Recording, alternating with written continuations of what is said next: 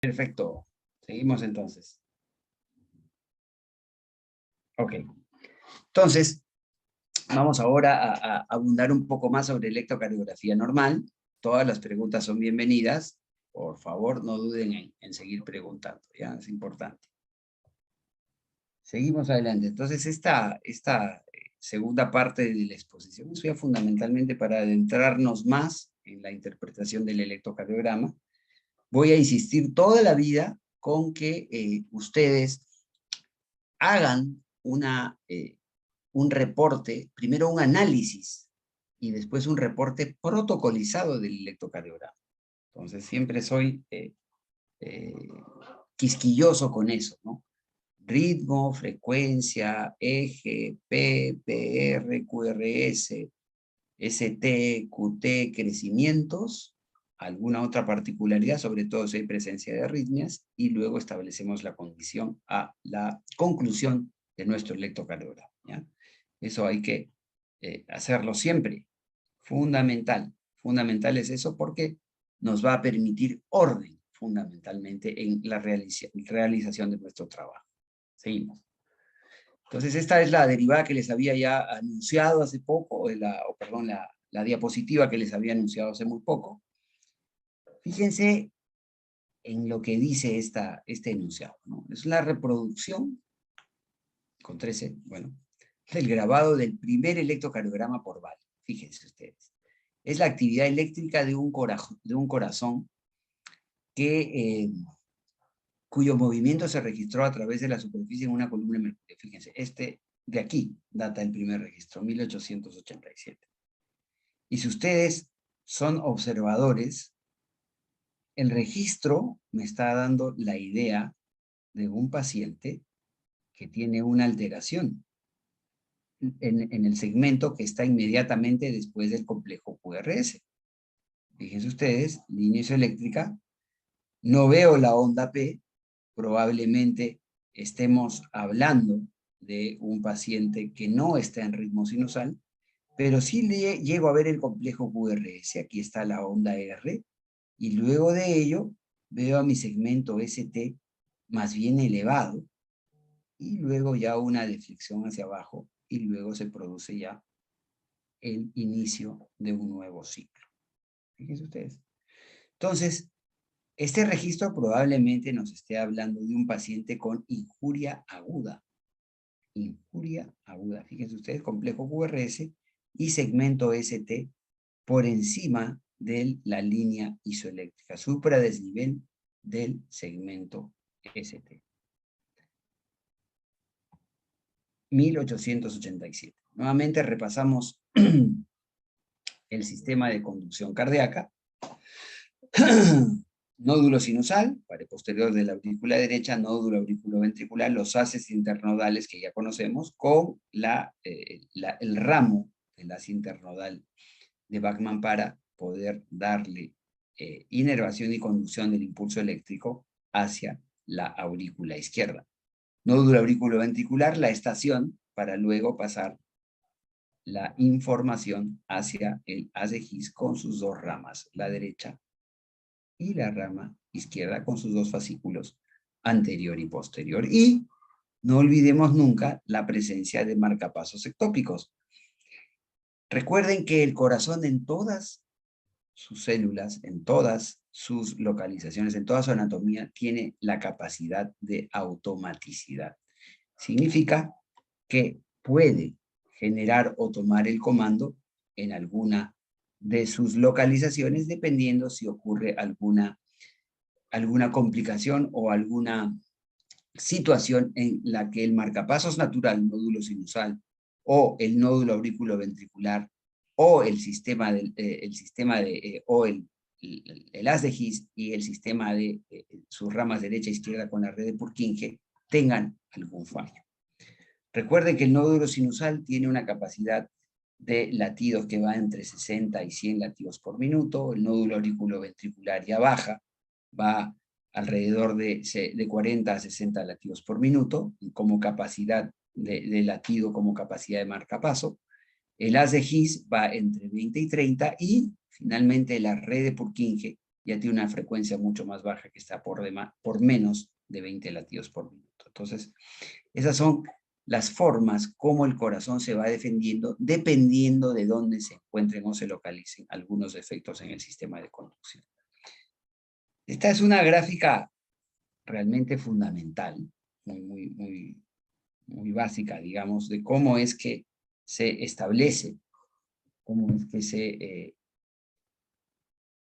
se puede definir cuáles son las condiciones electrolíticas que van ocurriendo en función a los potenciales transmembrana en relación a las corrientes iónicas fundamentalmente. Y fíjense ustedes que la célula, el miocito cardíaco, estamos hablando de células netamente ventriculares, va a tener distintos tiempos.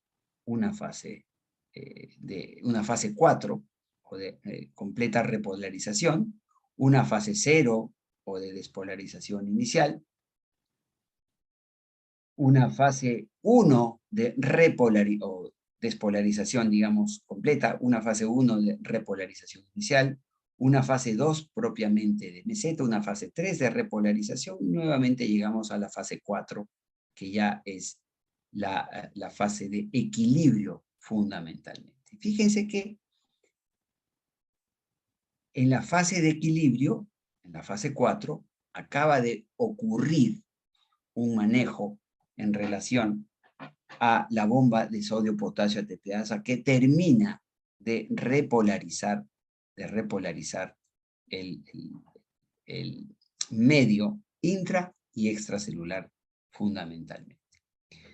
Recordando que para que ocurra la fase 0 de repolarización es preciso y es menester una entrada enorme del sodio a la célula. Fíjense ustedes, además de la entrada de sodio, existe una entrada de calcio y la repolarización inicial o la fase 1 propiamente implica una salida de este catión positivo potasio hacia el exterior, hacia el extracelular propiamente. Entonces, además, en esta fase se produce un ingreso de calcio por los canales propiamente de calcio. Entonces, como que es por ello que se produce una fase de meseta. Está saliendo potasio, pero está a la vez ingresando calcio.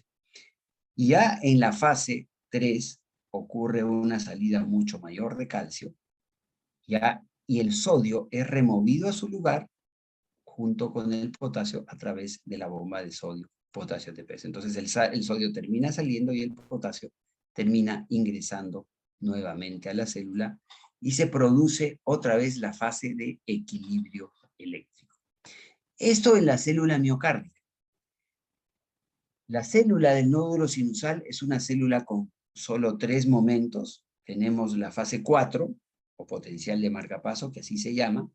Tenemos la fase 0, o de despolarización, y tenemos la fase 3 de repolarización, con entrada y salida de iones propiamente. Entonces, cada elemento, cada segmento del sistema eléctrico y de conducción cardíaco, y además del sistema anatómico y celular, tiene su forma de potencial de acción. Esta es una representación bastante sencilla de cómo es que se producen los cambios de iones, de cationes fundamentalmente entre el intra y el extracelular para que se produzca el famoso potencial transmembrana y para que se produzcan las situaciones de contracción y relajación celular a lo largo del ciclo cardíaco. Muy bien. Este es el estándar de calibración que lo acabamos de ver, pero nos faltó agregar al inicio, y para esto es esta diapositiva, que existe una velocidad a la que discurre o a la que se ejecuta el trazado electrocardiográfico. Y esta es una velocidad de 25 milímetros por segundo. Y es por ello que un cuadradito pequeñito representará la 25ª parte de un segundo, o sea, 0.04 segundos. 5 cuadrados, o más bien dicho, 5 cuadraditos pequeños que engloban un cuadrado mediano, o un cuadrado más grande, digamos, van a representar la quinta parte de un segundo, es decir, 0.2 segundos o 200 milisegundos. Entonces, velocidad, 25 milímetros por segundo y ganancia, 10 milímetros por milivoltio. Entonces, atentos siempre a estas señales estándar de calibración. Velocidad a la que está inscrito el trazado o a la que está recorriendo el trazado o el papel milimetrado, y ganancia, 10 milímetros, 1 milivoltio fundamentalmente. Seguimos avanzando, más de lo que significan derivaciones estándar y derivaciones unipolares. Derivación estándar de 1, brazo derecho, electrón negativo, brazo izquierdo positivo. Esto lo estamos repasando. Derivación 2, brazo derecho negativo, pierna izquierda positivo. La 3, brazo izquierda negativo, pierna izquierda positivo. Y las derivaciones unipolares, desde el hombro derecho para AVR, desde el hombro izquierdo para AVL y AVF desde la parte inferior del cuerpo o desde la pierna izquierda.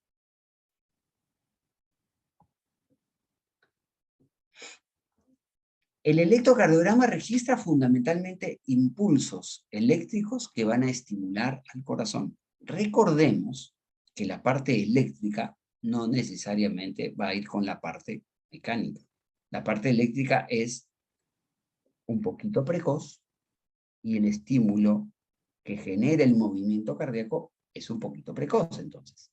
Por lo tanto, siempre voy a tener un pequeño retardo entre la dinámica que se ve, o sea, el movimiento cardíaco, y lo que se inscribe en el electrocardiograma. Siempre el electrocardiograma va a ser un poquito precoz a lo que yo pueda apreciar en cuanto a la dinámica muscular cardíaca. El fenómeno eléctrico va a ser más rápido, el estímulo anatómico va a ser un poquito más lento, pero prácticamente por convención se hace que coincidan el uno con el otro.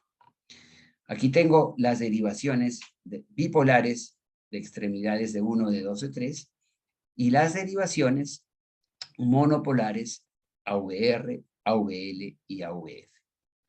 Y aquí tengo mis derivaciones precordiales, fíjense, V1, V2, V3, V4, V5 y V6. El impulso de derecha a izquierda, de arriba a abajo y de atrás hacia adelante. ¿Por qué de atrás hacia adelante? Porque el nódulo sinusal se encuentra en la pared posterior de la aurícula derecha. Entonces, la actividad eléctrica que recorre el corazón se puede captar sobre la piel y en todo caso se registra el electrocardiograma. Existen métodos de cálculo para definir cuál es el eje del QRS. Es preciso identificar derivaciones derechas y derivaciones izquierdas.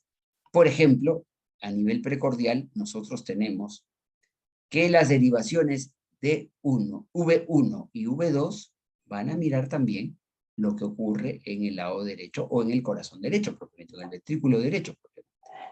Recordemos además que debemos ser capaces de localizar agrupaciones anatómicas. Por ejemplo, la pared inferior va a ser vista no por una derivada, sino por un conjunto de derivadas. ¿Cuáles? AVF, D2 y D3. La pared septal por dos derivaciones, V1 y V2. AVR, aparte de permitirme una evidencia de cómo es que está ocurriendo el traslado de la energía de derecha a izquierda, de arriba a abajo y de adelante a atrás, me va a permitir además saber si mis electrodos están perfectamente bien colocados, ¿sí? Entonces, AVR como que va a hacer una derivación que va a adquirir importancia, porque me va a permitir saber que estoy haciendo bien mi trabajo al realizar la toma del electrocardiograma. Entonces, las derivaciones de miembros, ¿para qué me sirven? Para ver el corazón en el plano vertical. Las derivaciones de tórax me van a servir para ver el corazón en el plano horizontal. Seguimos adelante. Este es el posicionamiento de las derivaciones precordiales fundamentalmente. Entonces, yo voy a establecer, en función de la anatomía, dónde es que están mis costillas, dónde está mi esternón y dónde está fundamentalmente mi segundo espacio intercostal. Ciertamente muchas veces es difícil, pero fíjense en esta zona, en esta sutura ósea que tenemos aquí. Esta sutura ósea es conocida como el ángulo de Lewis, que va a generar en la pared anterior, a nivel del esternón, una protuberancia que se denomina ángulo de Lewis. Este ángulo de Lewis va a estar inmediatamente por encima del segundo espacio intercostal. Entonces, cuando yo realizo la palpación de mi esternón, puedo encontrar este ángulo de Lewis y por debajo de él encuentro mi segundo espacio intercostal. Y a partir de allí empiezo a contar. Segundo espacio intercostal, tercer espacio intercostal, cuarto espacio intercostal. Línea paraesternal derecha, localizaré a mi derivación V1. Cuarto espacio intercostal, línea paraesternal izquierda, localizaré a mi derivación V2. Quinto espacio intercostal, línea medioclavicular izquierda, yo voy a localizar a mi derivación V4. Y mi derivación V3 va a ser el punto equidistante entre V2 y V4, independientemente de dónde tenga que caer. Normalmente cae siempre encima de del quinto arco costal, entonces allí tengo yo mi derivación V3. Mi derivación V5, también en el quinto espacio intercostal, línea axilar anterior izquierda, y el sexto en el quinto espacio intercostal, línea media axilar izquierda también. Entonces, línea medio axilar V5, línea axilar anterior V5 y línea medio axilar izquierda. Quinto espacio intercostal para V6. Esas son las localizaciones y muchas veces no voy a poder conseguir hacer la palpación por distintas razones. Por el pudor de la paciente, pero más o menos tengo que establecer un orden en cuanto a la colocación de mis electrodos y tratar en lo posible de respetar el patrón de colocación, porque si yo coloco mi V3 por alguna razón anatómica al lado de V2, puedo confundir la derivación y voy a perder la opción de obtener valiosa información en relación a la recuperación del electrocardiograma de un paciente en cuestión. Entonces es tremendamente importante que ustedes localicen muy bien sus electrodos en la pared anterior del tórax del paciente. Muy bien. Entonces, habíamos estado hablando hace unos minutos sobre relaciones anatómicas de las derivaciones en un electro completo, en un electro de 12 derivaciones. Fíjense ustedes, ya habíamos mencionado esta relación. D2, D3 y AVF miran la pared inferior del corazón. V2, V1 y V2, la pared septal, la cara anterior, la ven, V1 a V4, o sea, V1, V2, V3 y V4. La pared lateral alta, 1 y AVL, y V5 y V6, pared lateral inferior. V1 y AVR, la aurícula derecha y la cavidad del ventrículo derecho. Fíjense la importancia de AVR. V1 y V2 también pueden ver la pared posterior del ventrículo izquierdo, puesto que cuando hay alteraciones que sugieren isquemia, realmente podrían estar indicando injuria de la pared posterior del ventrículo izquierdo cuando éstas se dan en las derivaciones V1 y V2. Entonces, nuevamente, fíjense, aquí está la onda de despolarización en relación a la pregunta que habíamos tenido. Fíjense, si la onda de despolarización se aleja del electrodo positivo, y aquí estaría, digamos que el máximo exponente de electrodo positivo es AVR, de electrodo positivo, sí, del cual se aleja la onda de despolarización, del máximo exponente es AVR. Fíjense cómo la deflexión es eminentemente negativa. Y la máxima expresión de electrodo positivo hacia donde se acerca la señal o la onda de despolarización es V6. Fíjense cómo tenemos una deflexión eminentemente positiva en ese punto preciso. Acá tenemos una onda que es isobifásica, es decir, el tamaño o la magnitud de la onda hacia arriba es fundamentalmente igual a la magnitud de la onda hacia abajo. ¿Cuál es la derivación donde tenemos la opción de mirar este comportamiento en cuanto al QRS? Esa es la derivación V3, que es la zona de transición de la actividad eléctrica en las derivaciones precordiales fundamentalmente. Entonces, esa es la expresión más certera de complejo QRS fundamentalmente isobifásico. Y esta, por ejemplo, podría corresponder a un V1, donde tengo una onda pequeñita positiva y luego una onda profunda negativa. Esto podría ser un V5, donde tengo una onda grande, una onda R grande y una onda S realmente pequeñita. V4 o V5 podría corresponder esta derivación. Entonces, a medida de cómo vaya la onda de despolarización, es que yo voy a tener, y cómo, si se aleja o se acerca a este electrodo positivo, es que yo voy a tener las inflexiones definidas en el trazado electrocardiográfico. Llegamos a este punto que siempre resulta ser complicado, a veces poco entendido y muchas veces satirizado, a la definición del eje eléctrico. Realmente llegar a un número preciso y exacto muchas veces es difícil.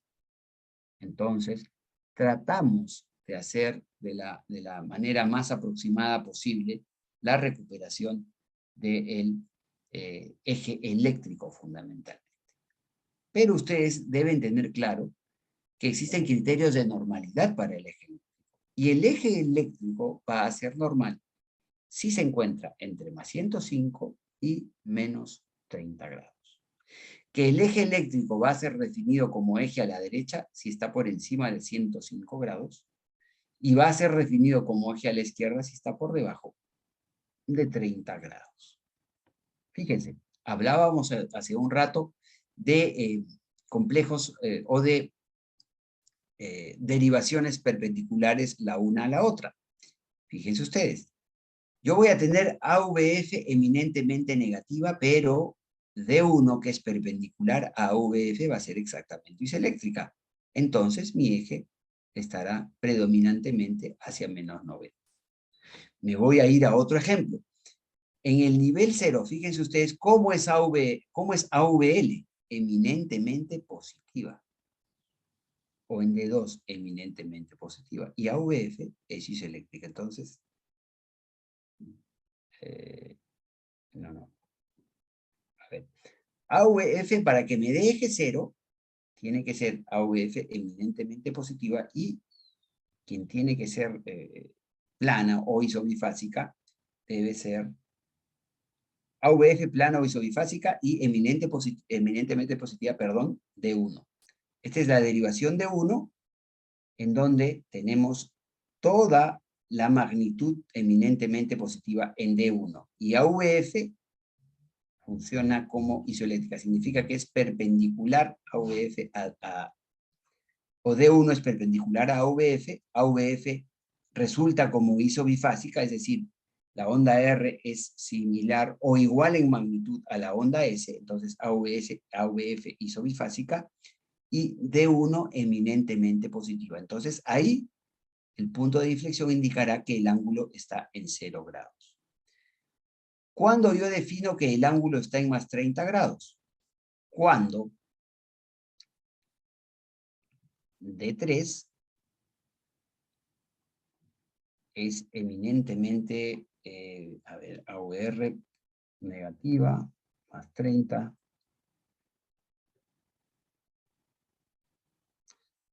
Ya. Entonces, ¿quién cruza a D3? AVR. AVR tiene su electrodo positivo en el brazo derecho.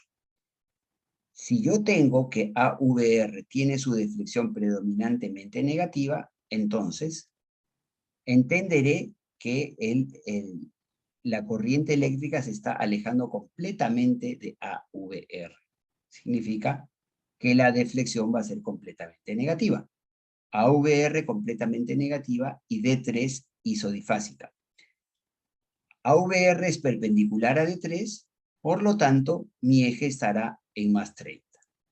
Muy bien, voy a más 60 ahora.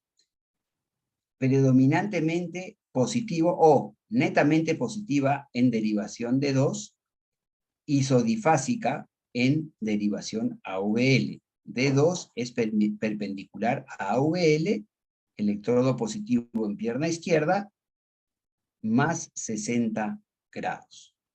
Ahora vamos a ir aquí hacia el punto contrario. Fíjense que en AVR yo tengo una deflexión predominantemente positiva o netamente positiva. Y en D3 tengo una deflexión isodifásica. Significa que la onda de despolarización está dirigiéndose hacia AVR. Por lo tanto, angulación completamente negativa, menos 150 grados, con un D3 isodifásico. Ahora me voy a D3, que es perpendicular a AVR. Pero fíjense, en D3 tengo una deflexión completamente positiva. En AVR isodifásico. ¿Qué significa? ¿Qué significa? Que la onda está yéndose hacia el electrodo positivo situado en D3. ¿Dónde está el electrodo positivo situado en D3? En la pierna izquierda. Por lo tanto, al cruzar perpendicularmente a AVR, mi eje estará en más 120. Entonces, para hacerlo sencillo, si yo encuentro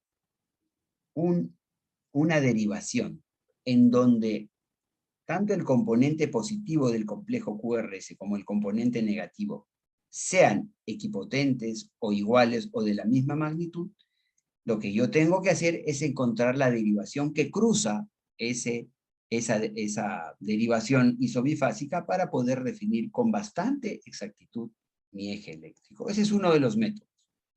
Luego vamos a encontrar o poder definir más métodos todavía. Entonces, voy a irme con este ejemplo y para eso voy a necesitar la participación de uno de ustedes.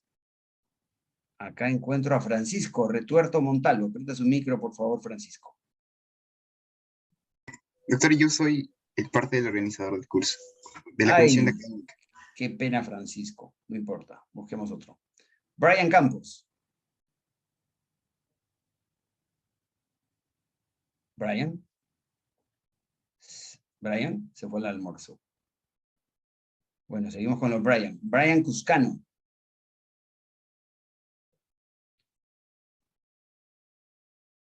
Brian Cuscano, se quedó dormido. Gabriel Contreras.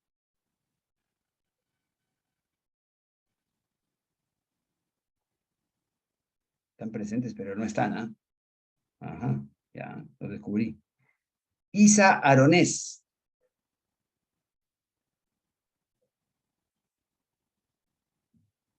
Nadie. Maraví Torres.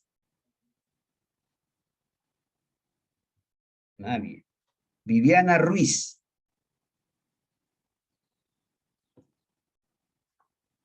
Viviana Ruiz, tampoco.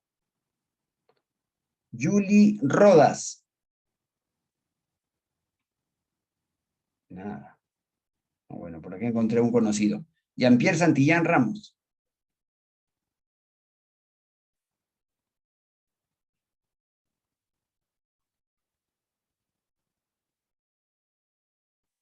Santos Paredes. ¿Qué pasó? ¿Se fueron todos?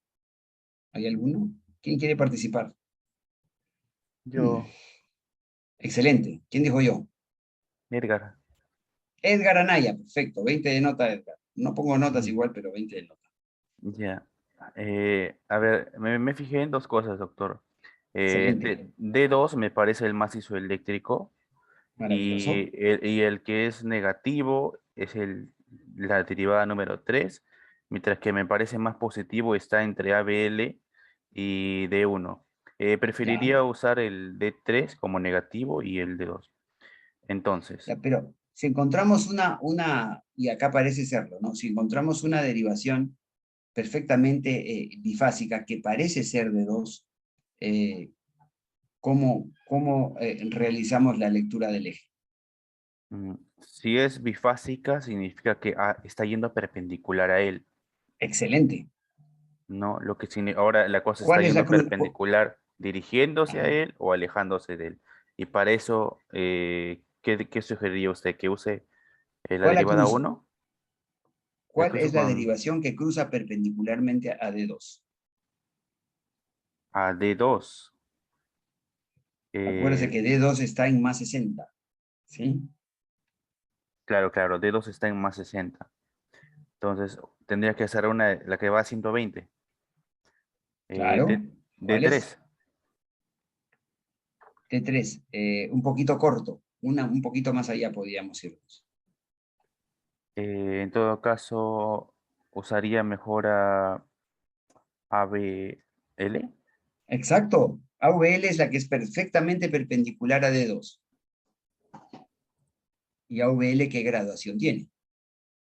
Acuérdese que AVL tiene 2 graduaciones. Una va hacia menos 30 y otra exactamente hacia 150, ¿sí? Claro, entonces si D2 es isoeléctrica, entonces veo a ABL. ABL es ¿Sí? más 60 me parece, ¿no? No, menos ABL es 30. menos 30, menos AVL es menos 30 o 150 negativo, menos 150, ¿sí? Acuérdese Entonces, de los planos, ¿no? D2 entonces, es más 60 y AVL que la cruza va de menos 130 a más 150, perdón, no menos 150, sino a más 150.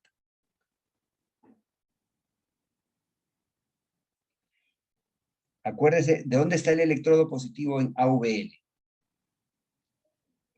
está en el brazo izquierdo. Brazo izquierdo. Y si yo tengo que AVL es predominantemente positiva, ¿irá hacia menos 30, o sea, hacia el brazo izquierdo, o irá hacia abajo, digamos, hacia el corazón, o sea, la zona negativa? Teniendo que AVL es predominantemente, es completamente positiva ahí en el electrocardiograma. ¿Hacia dónde irá? ¿Hacia menos Ir, 30 ir o hacia más 150?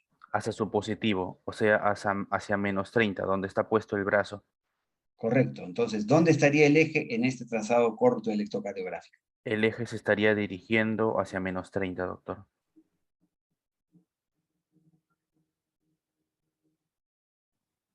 Perfecto. Perfecto. Simplemente. Así de sencillo. Entonces, esa es la forma. ¿Se escucha fuerte el ruido o no? Algún ruido, alguien No, está doctor. taladrando encima. ¿Sí? Se puede seguir avanzando. Perfecto. Entonces, respuesta ganadora, menos 30. Excelente, excelente, simplemente excelente. Seguimos entonces. Entonces, ¿para qué me sirve o en qué condiciones el eje eléctrico es de ayuda al diagnóstico? Fíjese usted, lo que veíamos, estaba conversando con su compañero hace un ratito. Fíjese cómo va AVL. Más 150 hacia menos 30. Acuérdense que el electrodo positivo de AVL está en el brazo izquierdo. Por lo tanto, si yo tengo en mi electrocardiograma un trazado eminentemente positivo para AVL, mi eje se está yendo hacia menos 30. Y si yo tengo que D2, que es la derivada que le hace la perpendicular a AVL, es isobifásica, entonces, bingo, mi eje estará en menos 30. Así de sencillo es esto. Simplemente se necesita dos cosas. Atención, mucha atención y un poquitito de voluntad. Nada más. Muy bien, seguimos adelante entonces. ¿Para qué me sirve definir el eje eléctrico? Porque voy a permitir encontrarme defectos de conducción, porque voy a poder definir crecimientos auriculares, dilataciones auriculares, hipertrofia ventricular, para definir taquicardia de complejos anchos también. Muchas veces, cuando tengo una taquicardia de complejos anchos, definiendo el eje del electrocardiograma, yo voy a poder definir si esta taquicardia de complejos anchos viene del lado derecho del corazón, del lado izquierdo del corazón, ventrículo derecho, ventrículo izquierdo, si viene de la punta del corazón, si viene de la base del corazón, o viene del tracto de salida del ventrículo derecho, o viene del tracto de salida del ventrículo izquierdo, simplemente con el eje. ¿Ya? Entonces, si tengo el eje en una taquicardia de complejos anchos, además tengo la morfología, es decir, bloqueo rama izquierda, bloqueo rama derecha, y lo identifico, bingo, ya tengo aproximado si esto es una taquicardia ventricular o es una taquicardia supraventricular con aberrancia. Me sirve para definir enfermedad cardíaca congénita, acuérdense, lo normal del eje eléctrico es que vaya de -30 hasta +105. Pero si yo en un adulto mayor ya tengo un eje que está hacia el lado derecho, es decir, está de 120 hasta 180, hasta -120, entonces esto probablemente me esté indicando alguna cardiopatía cianótica o no cianótica que está generándome una gran desviación del eje eléctrico. Me va a servir para evaluar preexcitación, además. Me va a servir para evaluar la presencia de embolia pulmonar cuando mi eje, siendo previamente normal, pasa a ser un eje eminentemente derecho. Muy bien. Seguimos acá. Entonces, esto es electrocardiograma normal. Nuevamente, vamos con formas de onda, intervalos en el electrocardiograma. Fíjense ustedes. Onda P. Nuevamente, intervalo PR, segmento PR. El segmento PR es tremendamente importante porque este segmento PR, cuando está supradesnivelado, que no es lo frecuente, o está infradesnivelado, se puede asociar muchas veces a pericarditis, fundamentalmente efusiva. En algunos casos, también constrictiva. Fíjense, este es el intervalo QRS, inicio de la onda Q hasta el final de la onda S. A veces tenemos solamente Q y se denomina QS. A veces tenemos de frente onda R sin iniciar la onda, sin tener como inicio la onda Q. A veces tenemos onda R seguido de una deflexión hacia abajo, entonces tenemos onda R y onda S. Punto J. El punto J es el punto divisorio entre la onda S y el segmento ST. Es el punto J, que me va a servir para definir la presencia de repolarización temprana, síndrome isquémico agudo coronario con elevación del segmento ST. Me va a servir para evaluar pericarditis cuando tenemos una elevación del punto J con un abombamiento o convexidad o concavidad, perdón, concavidad hacia arriba del segmento ST, pericarditis, desde la onda T, y lo que preguntaba vuestra compañera, la onda U, que tiene sus grupos especiales, donde se encuentran o donde puede uno prevalentemente encontrar la presencia de onda U. Entonces, la nomenclatura correcta de ondas, intervalos complejos y segmentos la debemos hacer como tal. Para eso es esta gráfica, para que lo tengan claro, y nuevamente voy a ser quisquilloso toda la tarde. Ritmo, frecuencia, eje, P, PR, QRS, ST, QT, crecimientos, otras como extrasístoles o presencia de arritmias, y finalmente la conclusión del electrocardiograma. Muy bien, seguimos adelante. El papel. Antes era un papel termolábil. Bueno, siguen habiendo muchos electrocardiógrafos que utilizan este papel termolábil y milimetrado. ¿Por qué termolábil? Porque no sé si alguna vez a ustedes les ha pasado, ya a mí me pasó cientos de veces, sí, cientos de veces, con más de 100 electrocardiogramas me debe haber pasado esto. Tomas tu electrocardiograma, es un trazado bonito, de repente es un síndrome de Brugada que lo ha registrado, el paciente se dejó tomar por segunda vez el electro, tú eras estudiante quinto año de medicina y te llevaste tu electrocardiograma a tu casa. Pero de repente llegó la hora del fútbol y dejaste tu folder con el electrocardiograma dentro a la intemperie, y bueno, pues como nadie te quita tus cosas en la universidad, el sol se encargó de calentar ese papel en donde había registrado tu electrocardiograma. ¿Qué ocurrió? Se borró el trazado electrocardiográfico y tú perdiste el trazado del primer Brugada que habías visto en tu vida y que lo habías registrado. Entonces, moraleja, cuando tengas un electrocardiograma, bueno, todos los electrocardiogramas son importantes, pero cuando quieras guardar un trazado electrocardiográfico, lo que tienes que hacer es pegar tu trazado electrocardiográfico en un papel Si es un trazado largo, lo pegas en un papel A4, en formato 4, tres derivaciones, de a tres derivaciones, de tres derivaciones en tres derivaciones, hasta el 2 largo, y le tomas una fotocopia. Las fotocopias con el sol no se malogran, así que es importante que ustedes guarden esa información que es precisa y fundamental. Entonces, papel termolábil y milimetrado, ahora ya en el lugar, por lo menos donde yo trabajo, no usamos más el papel termolábil y milimetrado, usamos la impresión en computadora, obtenemos el electrodo ya no con los chupones clásicos, sino con electrodos que se adhieren a la piel del paciente, y luego de terminada la impresión del electrocardiograma, ya esos electrodos simplemente se descartan. Entonces, en la parte superior del papel hay señales cada 3 segundos, en otros cada segundo, en otros cada 5 segundos, dependiendo del tipo de papel que yo pudiese estar utilizando. Cada cuadrito equivale nuevamente a 0.04 segundos. Un cuadro de 5 cuadraditos equivale a 0.2 segundos. 5 cuadros, 1 segundo, y 15 cuadritos, 3 segundos fundamentalmente. ¿Sí? Muy bien, seguimos adelante. Entonces, aquí tenemos una regla que se utiliza como tabla para las mediciones del electrocardiograma.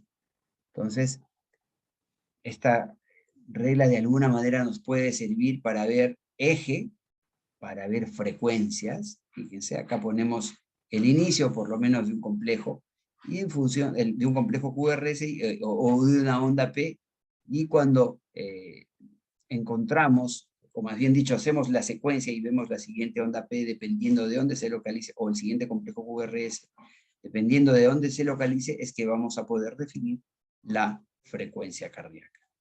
Igualito para el QT, vamos a poder medirlo, dependiendo de dónde es que localicemos. Acá está la reglita, y vamos a poder ir mirando y evidenciando nuestro QT en función a la localización, a cómo es que se haya inscrito el trazado electrocardiográfico. Entonces sirve para ver frecuencia, QT, QT corregido, el PR, etcétera, etcétera.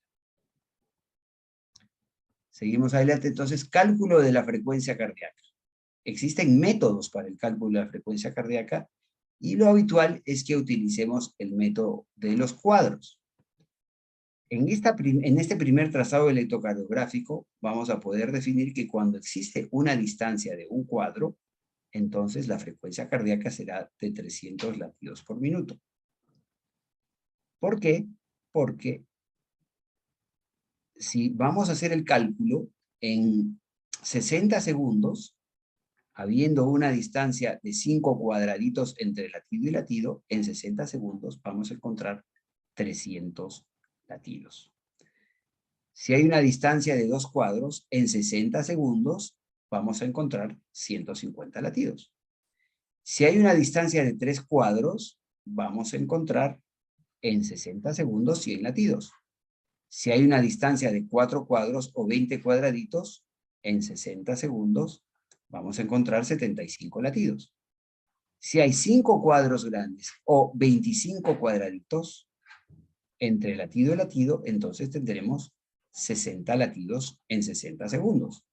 Si hay una distancia de 6 cuadros o 30 cuadraditos pequeños, en 60 segundos tendremos 50 latidos.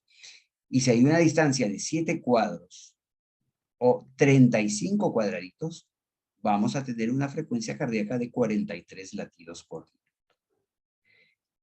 Ello, estimados alumnos, es para frecuencias cardíacas que sean regulares. Es normal que existan irregularidades de la frecuencia cardíaca, sobre todo en gente muy joven. Lactantes, infantes, niños, púberes, adolescentes, incluso aquellos que están entre los 20 y los 30 tienen todavía alguna irregularidad, sobre todo con la respiración. Y eso se llama arritmia sinusal respiratoria. Muy bien. Seguimos avanzando. ¿Qué pasa cuando yo tengo frecuencias cardíacas irregulares?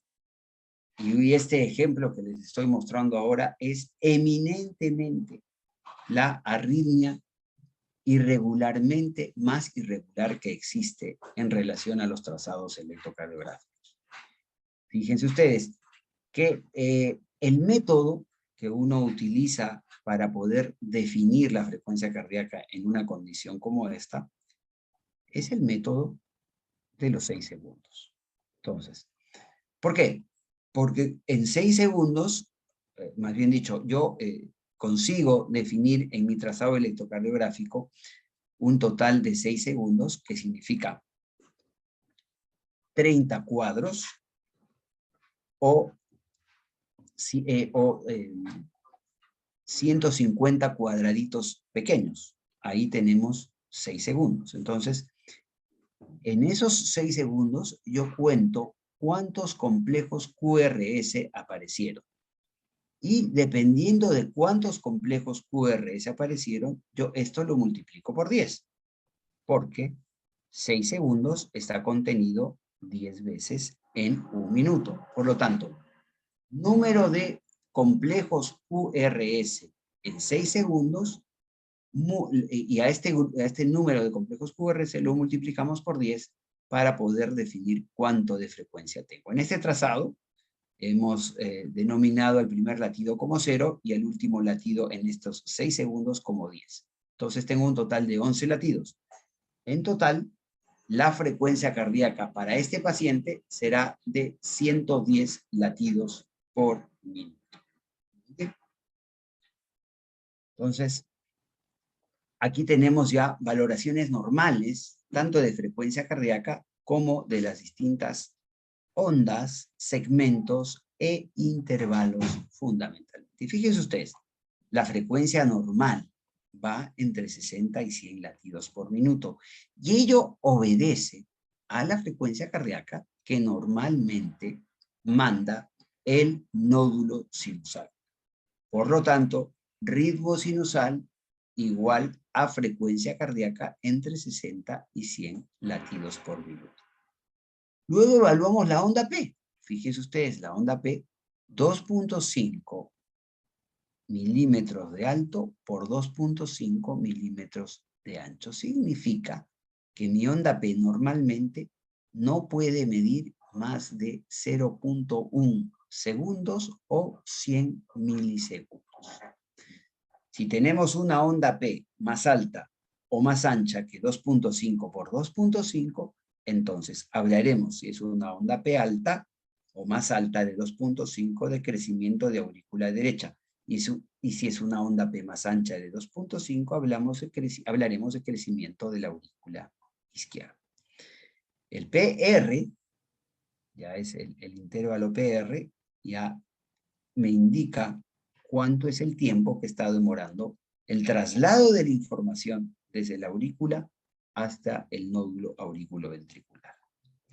Entonces, el PR normalmente me mide de 0.12 o 120 a 0.2, de 0.12 segundos o 120 milisegundos a 0.2 segundos o 200 milisegundos. Y eso es, en forma práctica, entre 3 y 5 cuadritos pequeños. El QRS normalmente debe ser menor a 0.12 segundos, otras literaturas dicen que debe ser menor a 0.11 segundos, que ya por encima de 0.11 o 110 milisegundos ya tenemos una condición de trastorno de la conducción que podría estarnos hablando de algún grado de bloqueo de rama fundamentalmente. La onda Q debe ser menor de 0.04 segundos y un cuarto de la onda R. Ojo allí para la parte de enfermedad cardíaca isquémica. El eje, como habíamos dicho ya hace unos minutos, el eje va entre menos 30 a más 105. QT, 45% del ciclo cardíaco, pero las medidas difieren, por eso es que prefieren colocarlo como 45% del ciclo cardíaco, pero las medidas son QT de 0.36 o de 300 o 360, 0.36 segundos o 360 milisegundos, hasta 0.44 segundos o 440 milisegundos. En varones. En mujeres, el QT es más permisivo y puede llegar en algunos casos hasta 460 milisegundos o 0.46 segundos. Y el ST isoeléctrico, fíjense, hasta hace poco tiempo el eje isoeléctrico tendría que tener una desviación menor a 1 milímetro hacia arriba o hacia abajo. Y fíjense que no, que hoy por hoy desviaciones que alcanzan una magnitud inclusive de 0.5 milímetros hacia arriba o hacia abajo, ya implican valor en el tema de enfermedad cardíaca coronaria isquémica. 1 milímetro o medio milímetro hacia arriba o hacia abajo, hoy por hoy ya se le está dando valor en relación a cuadros agudos de síndrome coronario, tanto con elevación del segmento ST como con infradesnivel del segmento ST. Entonces, son cosas que ustedes deben tener ya claras para poder, en el momento de que se enfrenten a pacientes con síndrome coronario agudo, deben tenerlas ustedes muy claras. Me voy de todas maneras a inmiscuir muy poquito realmente en lo que significa la evaluación de la onda P en el electrocardiograma, porque es fundamental, es clave. Esto alguno de nuestros colegas que me seguirán en el dictado de las charlas lo va a tocar, pero vale la pena que lo veamos ahora. Nos va a servir para poder interpretar nuestro electrocardiograma normal. Si conocemos lo normal y conocemos algo de lo anormal, entonces vamos a ser mucho más certeros en poder definir qué es lo que ocurre en la lectura de un electrocardiograma definido. Muy bien. Onda P nuevamente, fíjense en el intervalo, la onda P 2.5 arriba, 2.5 en el plano horizontal, el PR hasta de 120 a 200 milisegundos o de 0.12 hasta 0.2 segundos. Y cuando hablamos de P pulmonar, cuando en D2 y en D3 la onda P es alta. Alta. ¿Sí? En D2 o en D3, onda P alta. ¿Dónde evalúo mi onda P? En 2 derivaciones fundamentalmente. 3 derivaciones, para hacerlo práctico. 2 y 3, D2 y D3, y en V1. En D2 yo voy a ver la onda P completa, si esta es ancha, perdón, si esta es alta o ancha.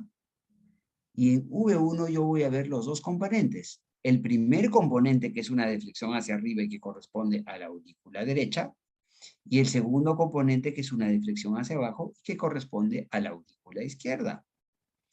Entonces, fíjense ustedes, P pulmonar implica dilatación de la aurícula derecha. Entonces, la onda P aquí es más alta que ancha. Y aquí el componente positivo de V1 es predominante. Vamos ahora a la onda P mitral. Fíjense ustedes en esta onda P. Es una onda P más ancha que alta. Hay una muesca aquí que nos habla de una onda P mitral. Y aquí el que predomina es el componente negativo en V1. D1, D2, una onda P ancha. V1, un componente negativo predominante. Bien, seguimos avanzando. Fíjense el complejo QRS.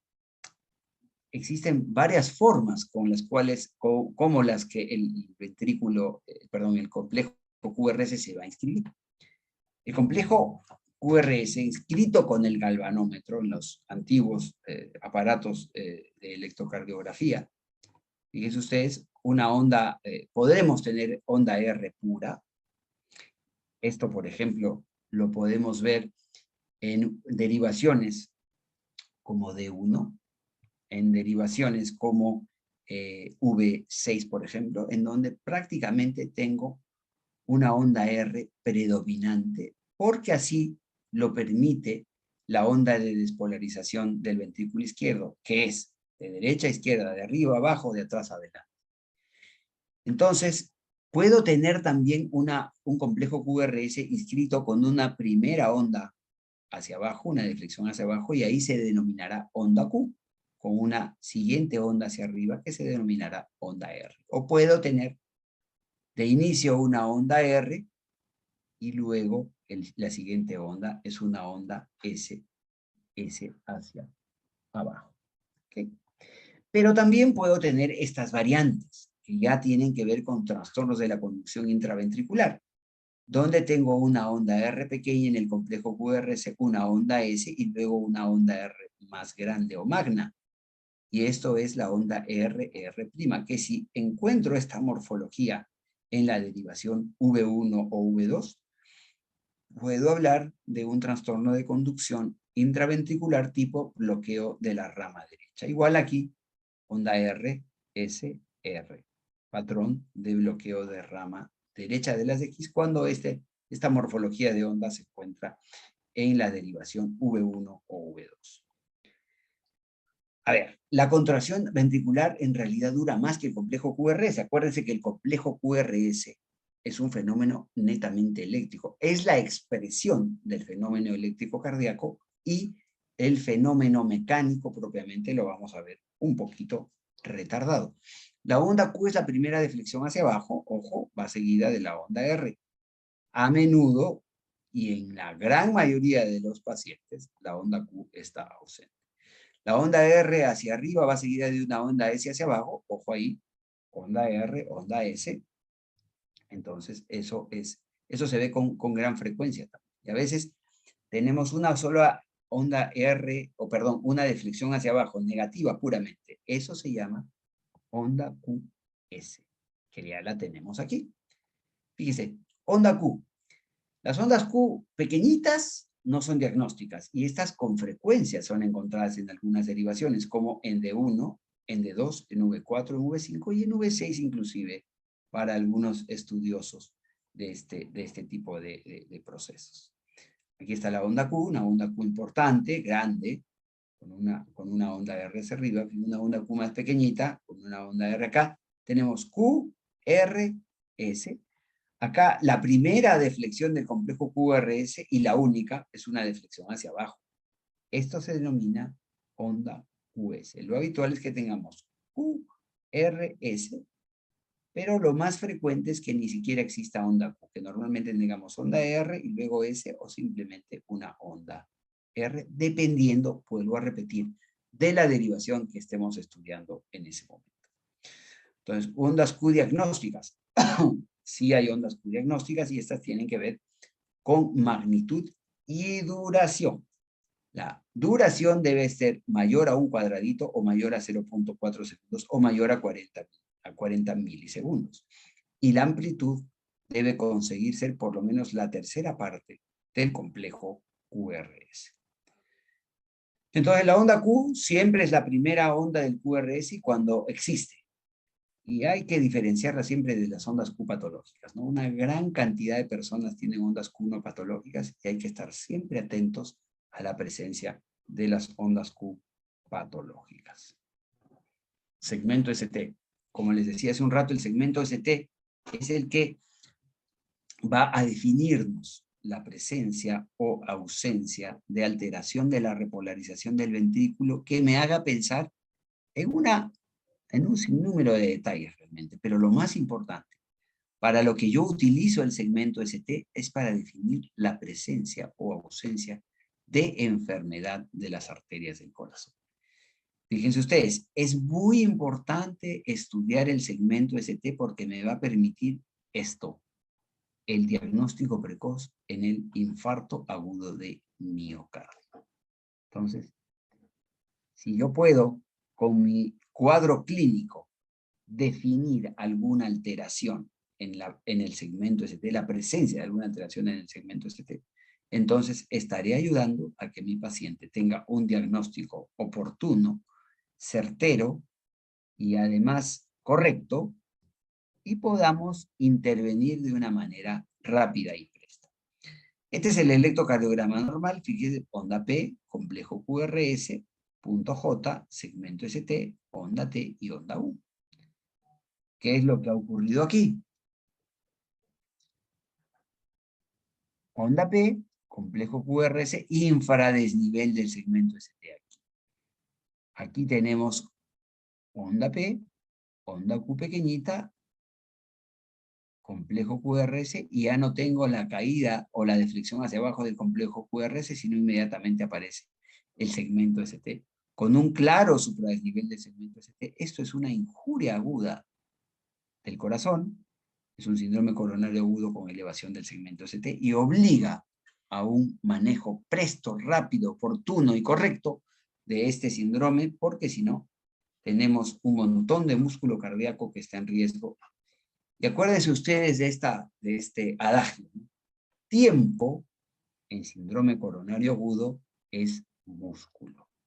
Si yo me demoro, si yo no asumo rápidamente ante qué tipo de problema cardiovascular estoy, entonces es altamente probable también que tenga mucha pérdida del tejido muscular en riesgo. Entonces, en síndrome coronario agudo, con elevación del segmento ST, existe hoy por hoy y sigue estando en vigor ello, el concepto de la hora de oro. Si yo actúo dentro de la primera hora y corrijo el defecto arterial y abro la arteria y soluciono el problema obstructivo, yo tendré enorme opción de recuperar la mayor parte del músculo cardíaco. Si me demoro, entre más me demore, la opción de recuperar músculo cardíaco va a ser sensiblemente menor. Aquí tengo una infradesnivel de segmento ST también. Acá ya, para seguir el orden, acá tengo el mismo paciente ya con una evidencia de onda Q. Fíjense el enorme trazado de la onda Q que tengo acá, con elevación del segmento ST, pero ya esto es evolutivo. Acá tengo un infradesnivel importante que parece y se corresponde más con una cubeta digitálica. Aquí tengo QR y una onda S. Aquí tengo QR y nuevamente un supradesnivel con inversión de la onda T, que podría también corresponder con un síndrome isquémico. Acá un pequeño infradesnivel del segmento ST, y esto, pequeño infradesnivel con pendiente hacia arriba, esto podría verse fundamentalmente en episodios de strain o de sobrecarga sistólica del ventrículo izquierdo asociado a hipertrofia. Acá tengo un infradesnivel con pendiente hacia arriba. Acá tengo, fíjense, un infradesnivel pero con concavidad superior, que es visto más que todo en pericarditis y no en síndrome coronario agudo con elevación del segmento ST. T negativa es otra condición y fíjense, las T picudas suelen aparecer en el primer momento de un evento tipo síndrome coronario agudo con supradesnivel del segmento ST. Entonces,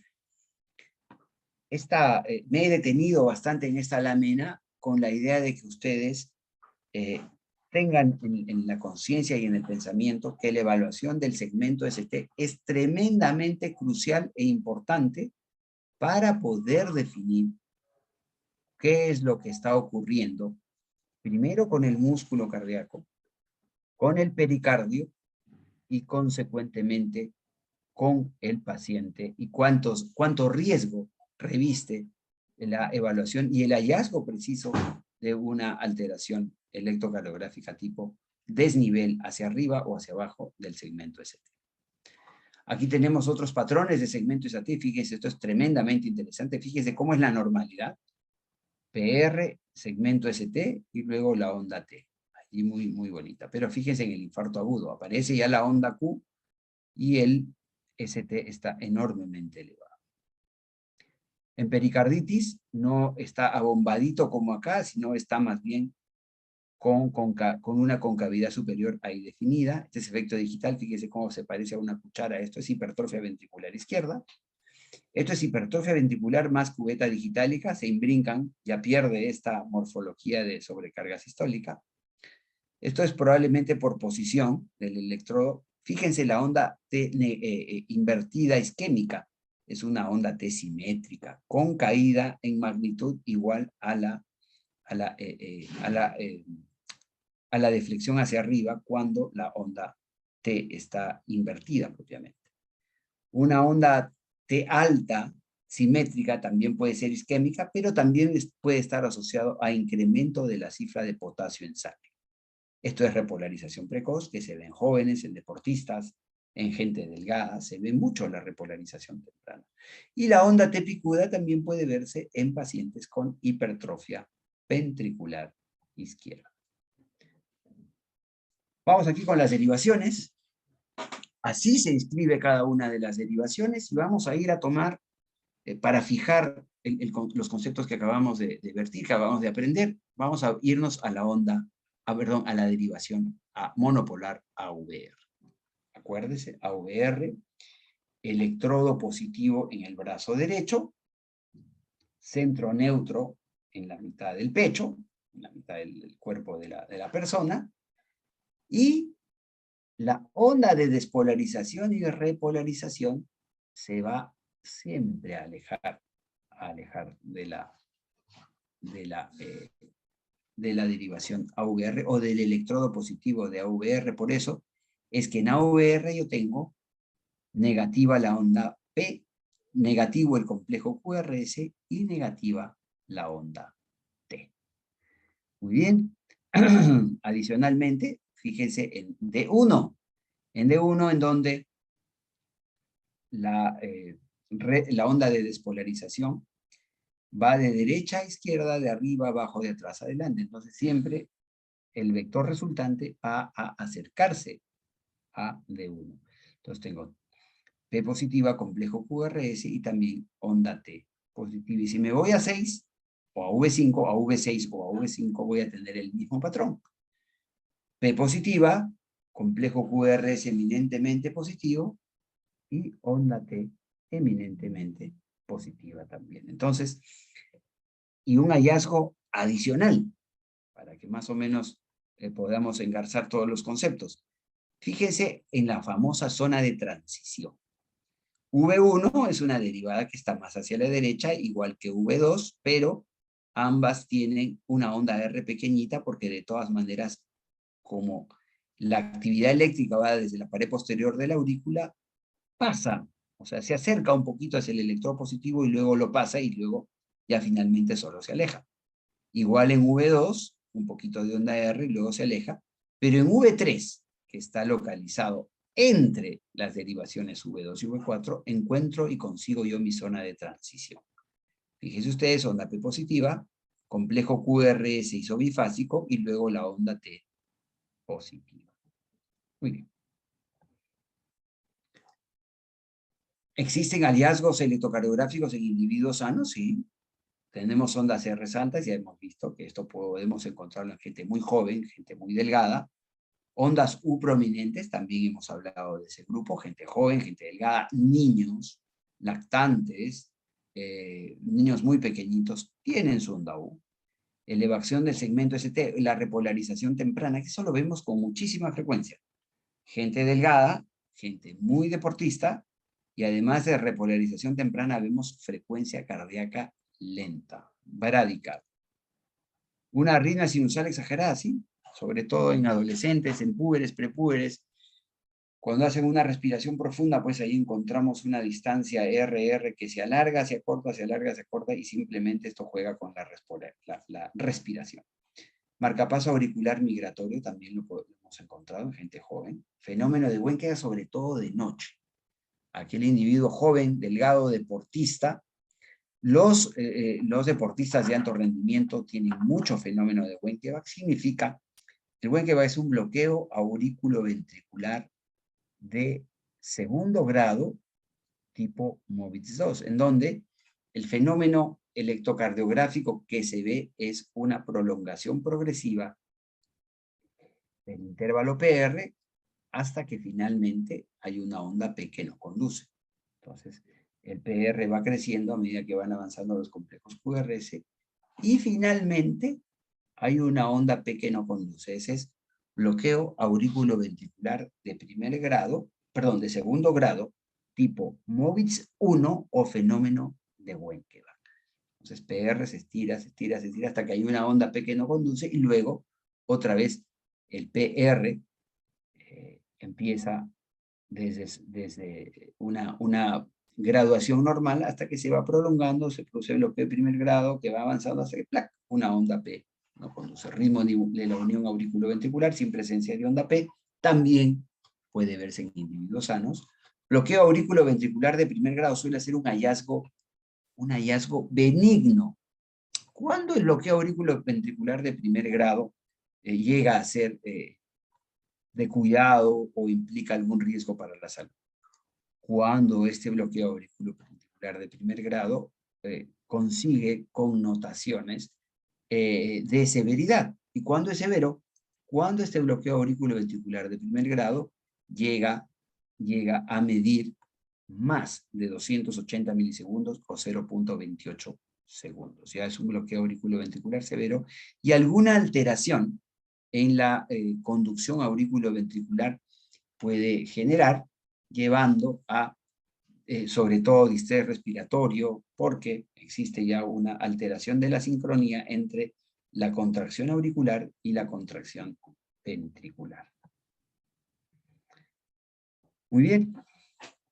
Entonces, aquí tenemos un ejemplo de qué es lo que ocurre con la amplitud del complejo QRS, qué es lo que ocurre con la frecuencia del complejo QRS. Fíjese, acá tenemos a la vista un momento en donde el ritmo es efectivamente sinusal. Tenemos aquí la onda P, complejo QRS parece ser bastante normal, el QT está un poquito largo, pero tenemos frecuencia lenta. Hay que recordar que el QT, cuando tenemos frecuencia lenta, es decir, por debajo de 60, o frecuencia muy rápida, es decir, por debajo de 100, amerita una suerte de corrección del QT. Existen múltiples formas para corregir el QT.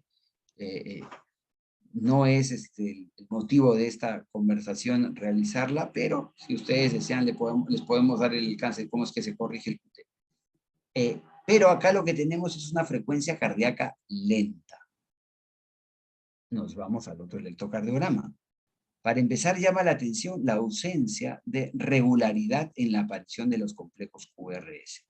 Tenemos además una onda T negativa y tenemos un complejo realmente alto. Si esto es V5, entonces yo podría pensar en una hipertrofia ventricular izquierda. Y acá no, el complejo es normal, pero tengo bradicardia. ¿Qué puede estar pasando? Bueno, existen una gran cantidad de patologías que pueden generar bradicardia, y acá existen una gran cantidad de patologías que pueden generar hipertrofia ventricular izquierda, y este signo, o hipertrofia ventricular izquierda, además de irregularidad, podría tratarse de un paciente con fibrilación auricular, aunque esto podría ser una onda P, pero bueno, habría que ver. En todo caso, en este primer trazado electrocardiográfico tenemos una paciente con sobrepeso y con hipotiroidismo, y en este segundo caso, un paciente con hipertensión y además arritmia ventricular. O esto es un extrasístole o es un paciente con una arritmia un poco más severa. Arritmia sinusal. Fíjense ustedes, arritmia sinusal se refiere a ritmo sinusal, que aquí tengo mi ritmo sinusal que tiene que estar definido por presencia de onda P que precede a cada complejo QRS. Cada complejo QRS sigue a la onda P. Existe una frecuencia cardíaca definida. La morfología de la onda P es positiva en D1, en D2, en AVF, positiva ahí. Y tenemos una frecuencia cardíaca normal. Entonces, morfología de la onda P, que el complejo QRS sea precedido y cada onda P sea... digamos, luego de cada onda P tengamos un complejo QRS, entonces esos son los criterios para definir el ritmo sinusal. En este caso, esta es una mujer joven, tiene arritmia sinusal y la arritmia la definimos por la irregularidad entre la aparición, latido a latido. Fíjense ustedes acá, tenemos una distancia de 5 cuadrados grandes y acá tenemos una distancia de 4 cuadrados grandes dentro de prácticamente el mismo espacio de trazado electrocardiográfico. Entonces, esto es arritmia sinusal y esto es una arritmia completamente normal, sobre todo en gente joven. Aquí, aquí tenemos un electrocardiograma de repolarización temprana. Fíjense ustedes, V1, D2 y V5.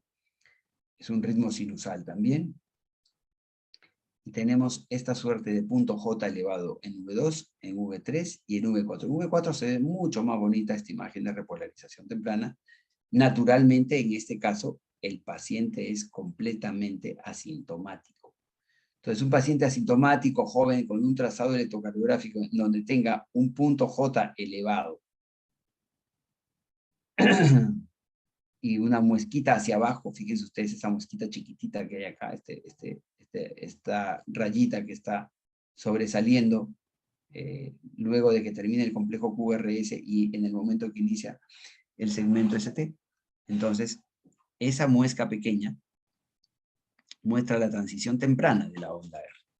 ¿Sí? Esto se ve mucho en precordiales, sobre todo laterales, V4, V5, V6. Ese es el punto en donde se encuentra la repolarización temprana. Muy bien, con eso terminamos la parte teórica. No sé si hay alguna pregunta aquí, y si no, vamos a tomarnos 3 minutos y empezamos con el taller. ¿Sí? A tomar agua.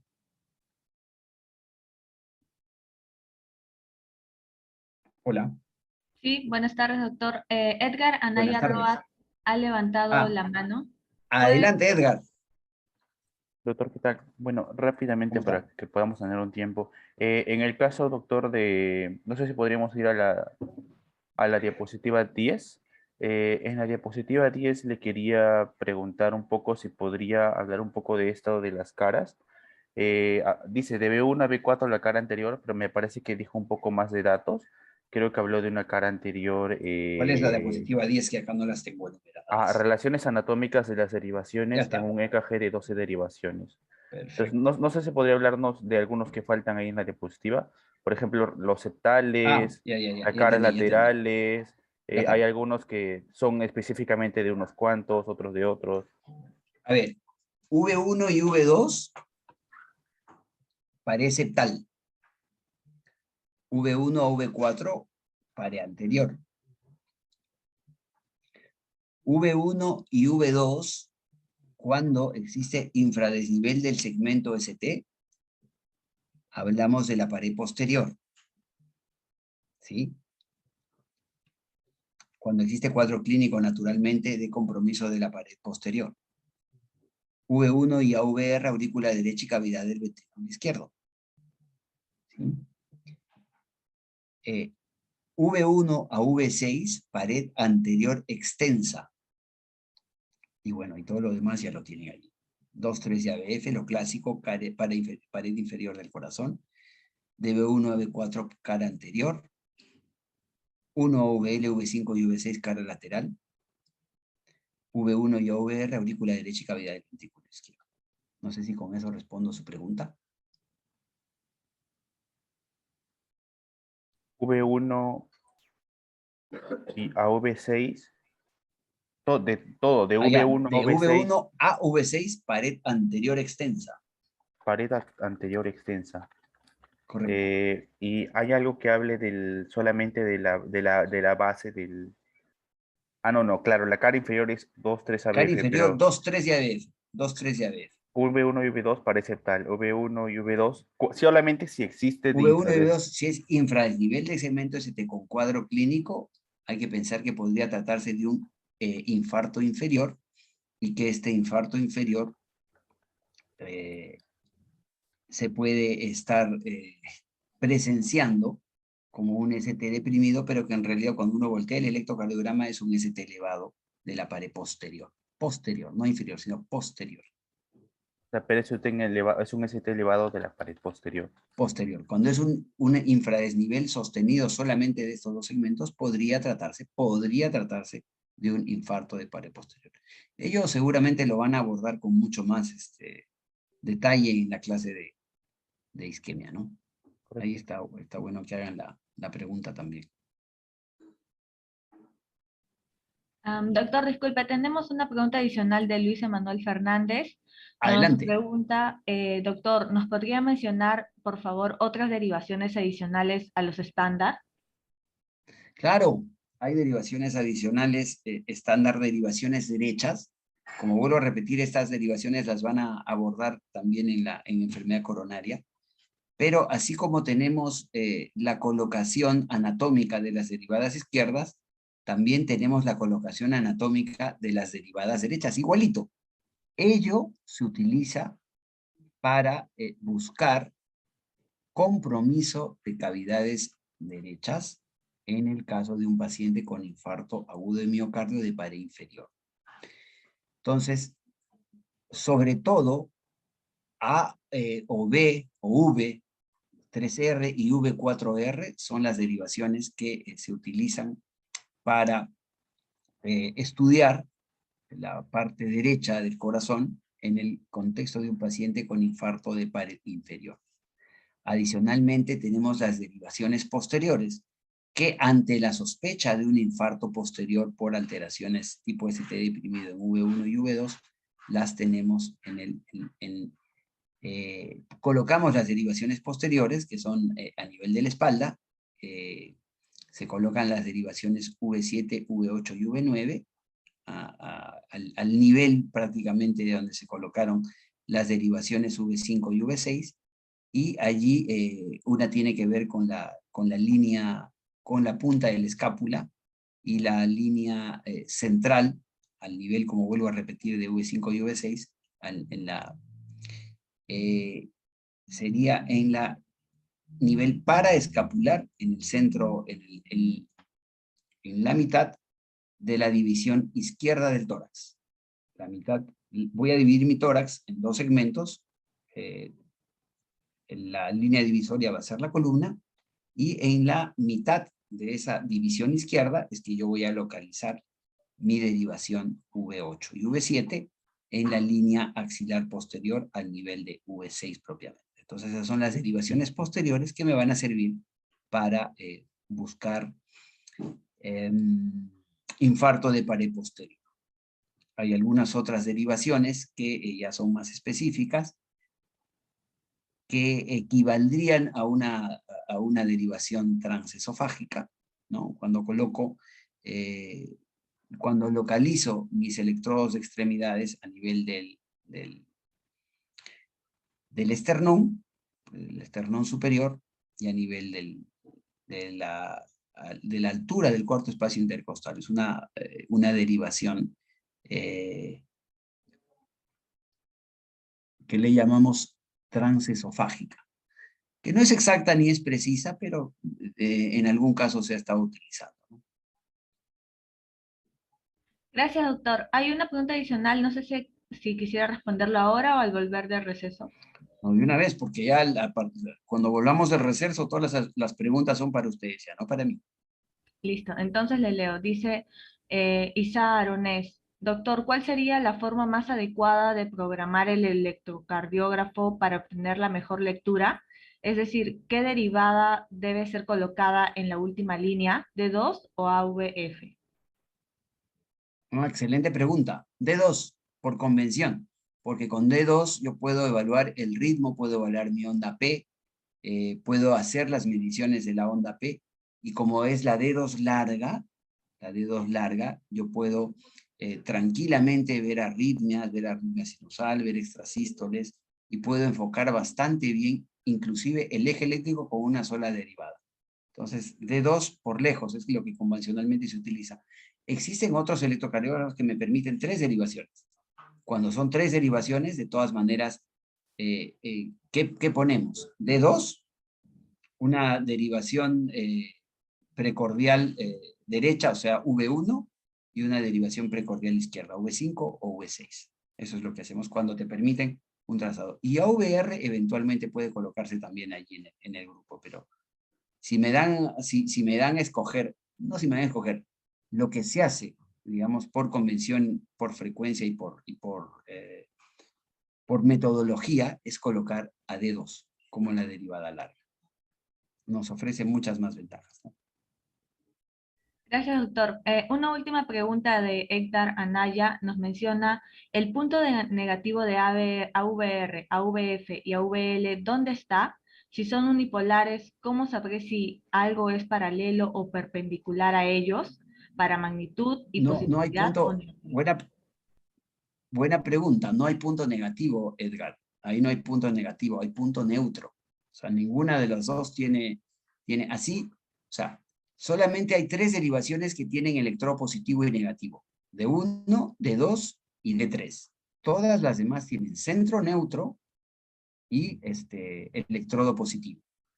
AVR, electrodo positivo, brazo derecho, AVF, AVL, electrodo positivo, brazo izquierdo, y AVF, pierna izquierda. Y las derivaciones,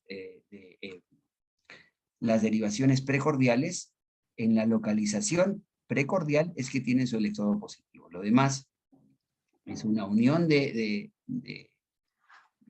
más bien dicho, el electrodo posterior es una unión de derivaciones de miembros para darle el centro y el eje, ¿no? Entonces, hay que acordarse que la actividad eléctrica va de derecha a izquierda, de arriba a abajo y de atrás para adelante.